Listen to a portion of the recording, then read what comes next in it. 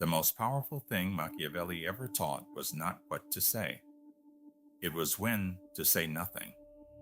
You have experienced this. Someone who mattered to you went silent. No explanation, no argument, no closure, just absence. Precise, deliberate, and somehow louder than any words could have been. And it worked. On you. Completely. You replayed conversations. You questioned yourself. You reached out. You waited. You tried harder. You became smaller, more careful, more desperate to restore something you did not fully understand. You had lost. That was not an accident. That was a weapon. And today, we are going to take it apart completely. How it works, who uses it, why it is so devastatingly effective, and what Machiavelli understood about silence that most people never will. Stay until the end. The third use of silence is the one that ends careers, relationships, and reputations. And most people never see it coming. Introduction. In chapter 17 of The Prince, Machiavelli writes something that most readers miss because it is buried between more dramatic observations about fear and love. He writes that the prince who speaks too much reveals too much. And the prince who reveals too much has already surrendered his most important strategic advantage, the advantage of being unknown. Machiavelli understood something that modern psychology has only recently begun to quantify. Silence is not the absence of communication. Silence is communication. It is, in many contexts, the most powerful form of communication available, precisely because it cannot be argued with, cannot be misquoted, and cannot be directly confronted. When someone speaks, they give you something to respond to. When someone goes silent, they give you nothing except your own mind, which immediately begins generating explanations, attributing meaning, and producing anxiety in direct proportion to how much you care about the relationship. The silent treatment is one of the oldest and most documented forms of social punishment in human psychology. Research published in the Journal of Social and Personal Relationships identified it as the single most common response to conflict in intimate relationships. More common than shouting, more common than criticism, more common than any other behavior people use when they feel wronged. And yet, it is the least discussed, because it leaves no evidence, because it can always be denied, because the person who uses it can always claim they were simply thinking, or tired, or busy.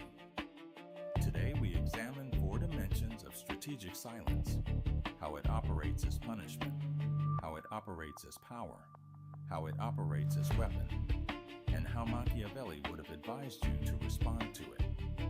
4 dimensions, each more sophisticated than the last. And by the end, silence will never feel the same again. Part 1. Silence is punishment. The invisible sentence. What it is. The first and most common use of the silent treatment is punishment. The withdrawal of communication as a response to behavior that the silent person found unacceptable, threatening, or painful. It operates on a mechanism that developmental psychologists call social exclusion. Human beings are, at a neurological level, profoundly social animals. Our nervous systems are calibrated to detect exclusion with the same sensitivity that they detect physical danger. Being ignored by someone who matters activates the same neural pathways as physical pain. This is not metaphor. Research by Kipling Williams at Purdue University, using a paradigm called cyberball, demonstrated that even being excluded by strangers in a meaningless online ball-tossing game produced measurable distress. Being excluded by someone you love in a relationship that matters to you produces something significantly more intense. How the Punisher uses it.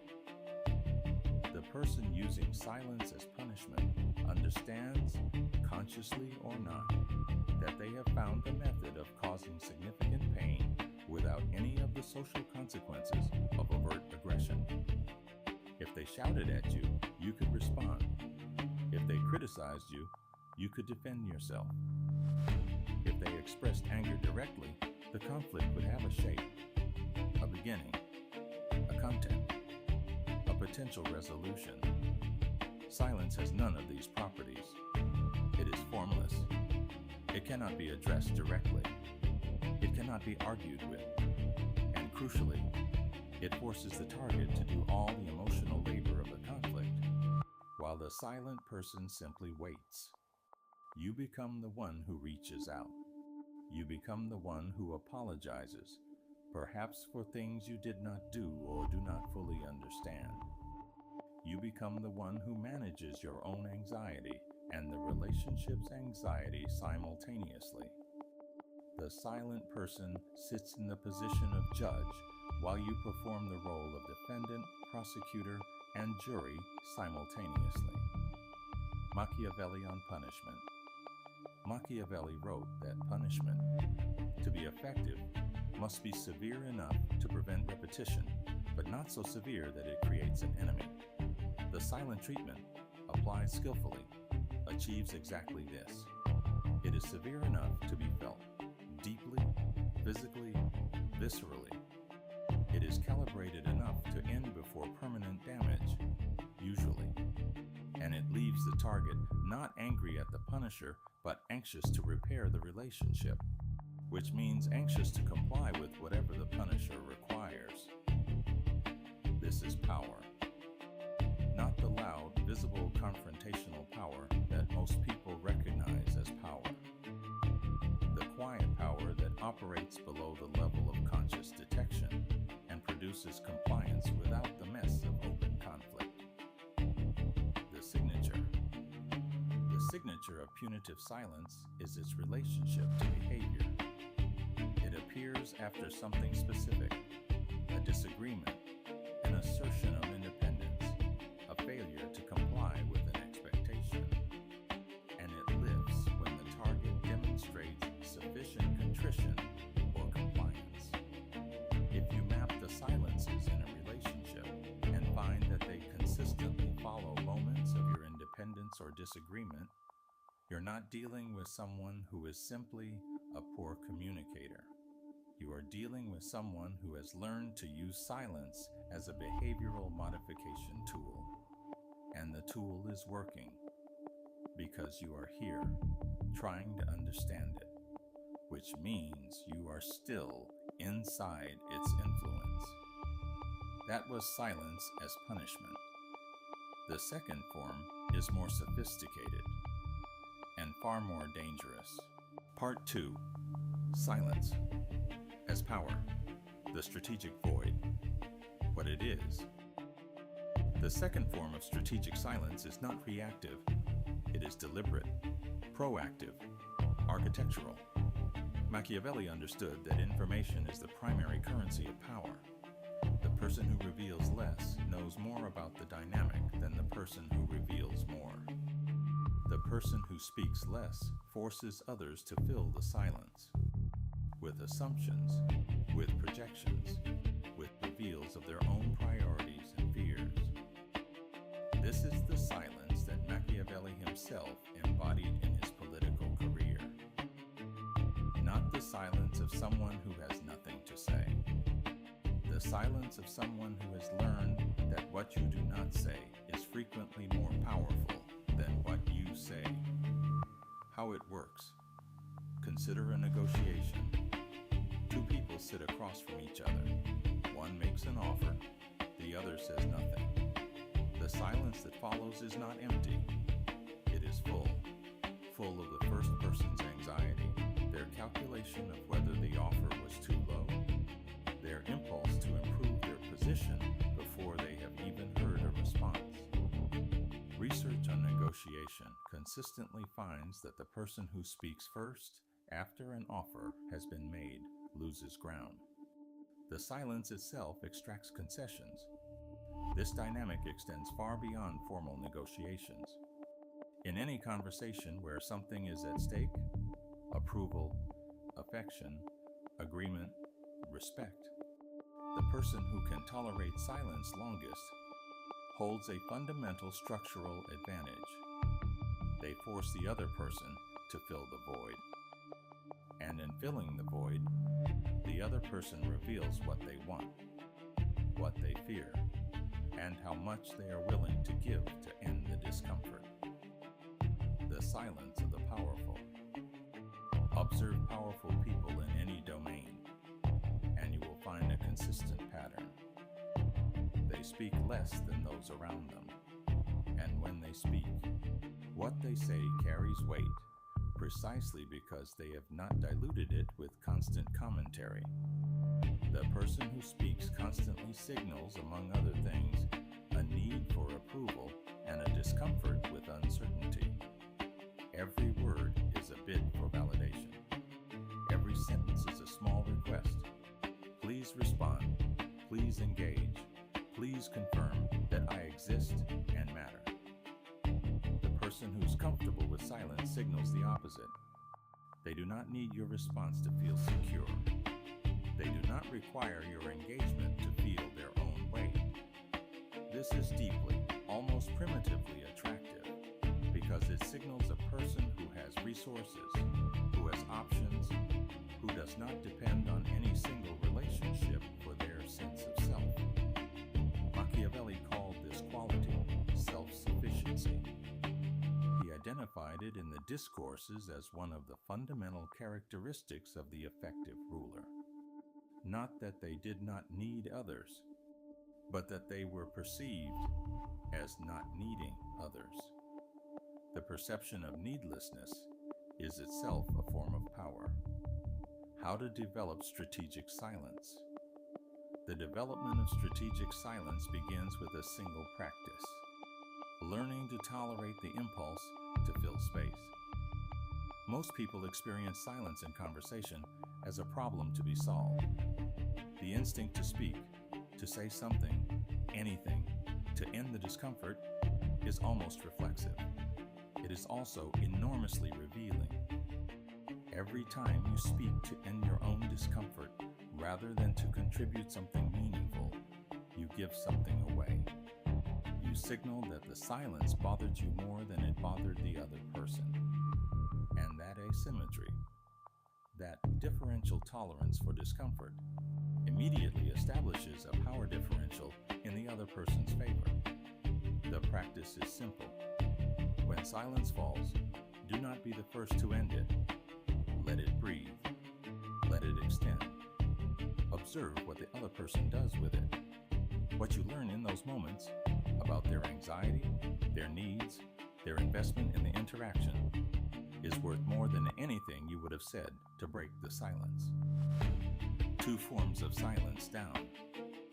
The third is the one I promised. The silence that ends careers and reputations. And it operates in plain sight. Part 3. Silence as weapon. The invisible blade. What it is. The third form of strategic silence is the most dangerous because it operates socially, not between 2 people, but across an entire network. It is the silence of people who know something damaging about you and choose not to defend you when others speak against you. The silence of allies who are present when your reputation is being questioned and say nothing.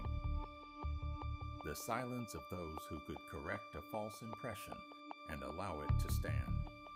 Machiavelli understood that in the political world, what is left unsaid shapes reality as powerfully as what is said. A reputation is not destroyed by attack alone. It is destroyed by the absence of defense.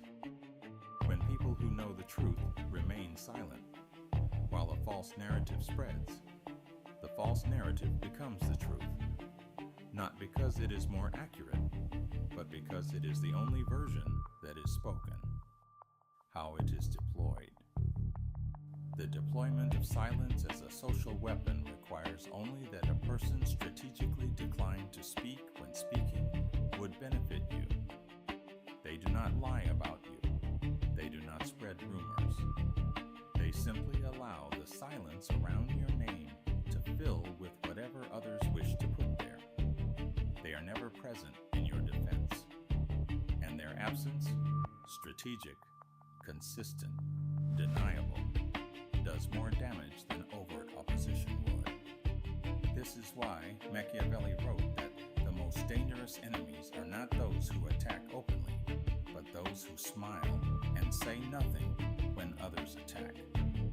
The open enemy can be confronted. The silent one cannot. There is nothing to address, nothing to counter, nothing to refute. There is only absence, and absence in social systems functions as endorsement of whatever is present. The social silence in practice. You have experienced this.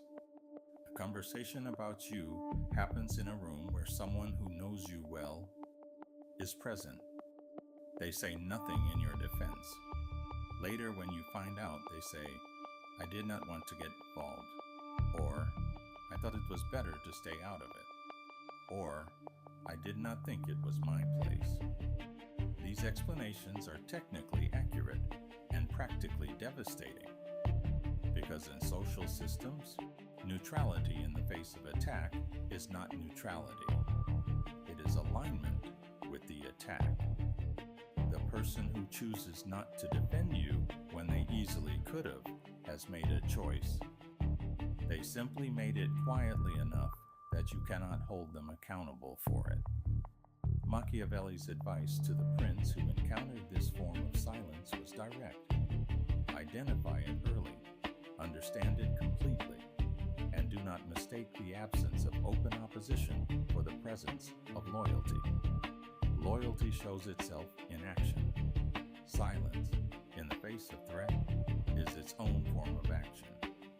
How to protect yourself. The protection against social silence begins with the same diagnostic that Machiavelli recommended for identifying false allies. Observe behavior, not words. The person who speaks warmly to your face but is consistently absent when your name comes up in difficult contexts is not an ally. They are a neutral party at best and a strategic observer at worst. Present when your success benefits them, silent when your defense would cost them something. This does not require paranoia. It requires observation. Over time, the pattern becomes visible. The people who speak when it is easy and go silent when it is costly are not the people whose silence you should interpret as neutrality. They are the people whose silence you should interpret as a decision. 3 forms of silence. The fourth is the one that Machiavelli considered the ultimate expression of strategic intelligence. Part 4. Silence as Mastery. The Prince Who Needs No Words. What it is. The fourth and final form of strategic silence is not a tactic. It is a state. It is the silence of someone who has so thoroughly developed their internal resources that they no longer feel the compulsion to speak that drives most human behavior. They do not use silence to punish. They do not deploy it strategically in the moment. They have simply arrived at a place where silence is their natural condition, and speech is the deliberate exception. Machiavelli admired this quality above almost all others. He described it in his portraits of the great rulers of antiquity. Men who spoke when speech was necessary and were silent when silence served better, and who had developed the wisdom to know the difference.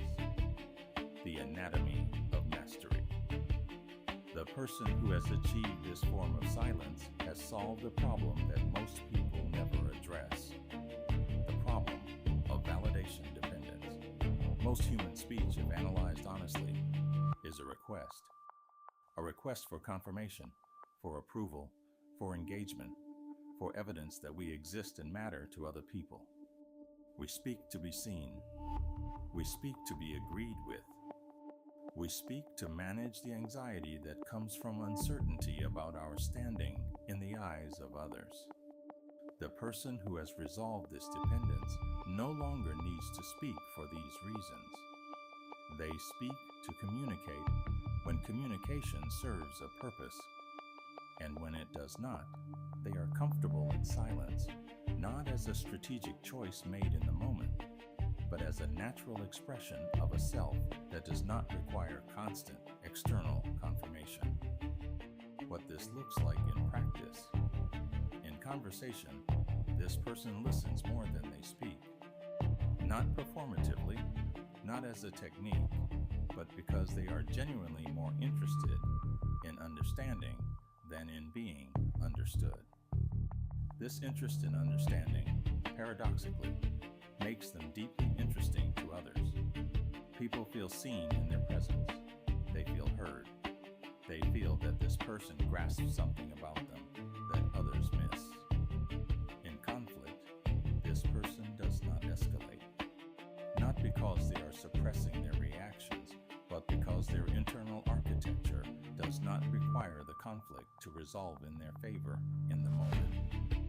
They can hold a position without defending it loudly. They can allow the other person to be wrong without immediately correcting them. They can wait. Machiavelli described this quality as fortezza, a term usually translated as fortress, but which he meant in a specifically psychological sense. The internal strength that makes a person impervious to the kind of destabilization that silence, social pressure, and emotional manipulation normally produce. How to develop it. The development of this fourth form of silence is the work of years, not weeks, but it begins with a single recognition. Most of what you feel compelled to say does not need to be said. Not because it is wrong or unimportant, but because the compulsion to say it comes from anxiety rather than from genuine communicative purpose. When you feel the impulse to explain yourself, to defend a position that has not been directly attacked, to justify a choice that no one has questioned, to fill a silence that no one else is uncomfortable with, that impulse is information. It tells you something about where your anxiety lives, and it gives you a choice. Act on the anxiety or observe it. Machiavelli's ultimate advice on silence was this: the prince who controls his tongue controls his fate. Not because silence is always the right choice, but because the ability to choose silence, rather than being driven to speak by anxiety, compulsion, or the need for approval, is itself a form of sovereignty, the most fundamental form. What you do with this. 4 forms of silence.